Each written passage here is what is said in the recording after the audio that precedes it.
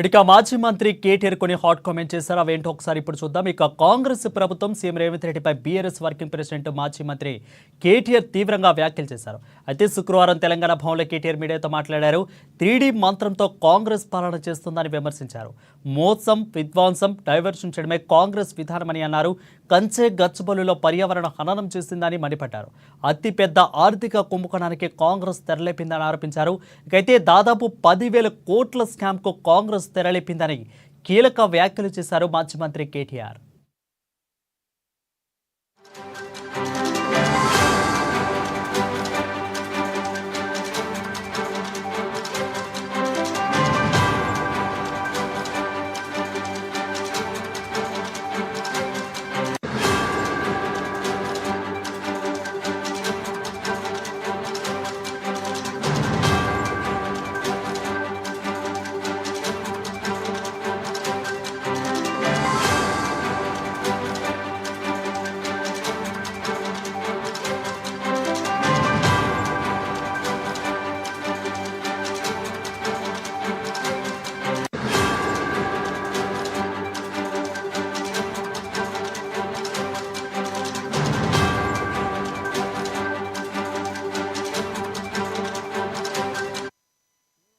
ఇక కాంగ్రెస్ ప్రభుత్వం సీఎం రేవంత్ రెడ్డిపై బీఆర్ఎస్ వర్కింగ్ ప్రెసిడెంట్ మాజీ మంత్రి కేటీఆర్ తీవ్ర వ్యాఖ్యలు చేశారు.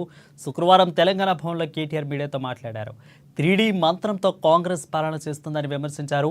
మోసం, విధ్వంసం, డైవర్షన్ చేయడమే కాంగ్రెస్ విధానమని అన్నారు. కంచె గచ్చిబౌలిలో పర్యావరణ హననం చేసిందని మండిపడ్డారు. అతిపెద్ద ఆర్థిక కుంభకోణానికి కాంగ్రెస్ తెరలేపిందని ఆరోపించారు. ఇక దాదాపు 10,000 కోట్ల రూపాయల స్కామ్కు కాంగ్రెస్ తెరలేపిందని కీలక వ్యాఖ్యలు చేశారు మాజీ మంత్రి KTR. Stamps and registrations department statement of encumbrance ఏదైతే రేవంత్ రెడ్డి గారి ప్రభుత్వం ఈ భూములు తనవి కాకపోయినప్పటికీ ఏదైతే టీజీఐఏసీ ఆ బీకన్ అనే కంపెనీకి రాసిచ్చేసిందో దానికి సంబంధించిన వివరాలు. ఈసీ ఎన్కంబరెన్స్ మీరు కూడా దొరుకుతుంది, ఆన్లైన్ వెతికితే మీకు కూడా వెంటనే దొరుకుతుంది. తనది కాదు భూమి, కేవలం జీవో ఉంది తప్ప ఈరోజు వరకు సేల్ డీడ్ కాలేదు, మ్యూటేషన్ కాలేదు. అయినా తనది కాని భూమిని తాకట్టు పెట్టి టీజీఐఏసీ ముఖ్యమంత్రి గారు అదేదో వారెవరో బ్రోకర్ సంస్థ చెప్పిందని పట్టుకొని పెట్టేసినారు. పెట్టేస్తే జనరల్గా ఏమవుతుంది, లోన్ ప్రాసెస్ స్టార్ట్ అయ్యేటప్పుడు 3-4 విషయాలు చూసుకుంటారు. ఏ బ్యాంక్ అయినా కూడా ఏం చూస్తారు, మార్కెట్ వాల్యూ ఎంత, రిజిస్ట్రేషన్ వాల్యూ ఎంత, ఇది ఒకవేళ నేను లోన్ ఇస్తే మళ్ళీ తిరిగి నాకు పైసలు వస్తాయా, ఇవన్నీ చూసుకొనే ఇస్తారు. కానీ ఇక్కడేం జరిగింది, అసలు ఈ భూమికి యాజమాన్య పత్రాలు లేవు, రిజిస్ట్రేషన్ డాక్యుమెంట్ లేదు. That itself is a big crime. First టీజీఐఏసీని, ఇండస్ట్రీస్ డిపార్ట్మెంట్ని, ఇండస్ట్రీస్ సెక్రటరీని జైల్లో వేసేంత పవర్ఫుల్ ఎవిడెన్స్ ఇక్కడే ఉంది. నీది కాని భూమి నువ్వు ఎట్లా అమ్ముతావు అసలు? ఇప్పుడు రంగారావు గారి భూమి లేదా ఆయనకు ఫ్లాట్ ఉంది, నేను తనఖా పెట్టి తీసుకున్నాను అనుకోండి డబ్బులు.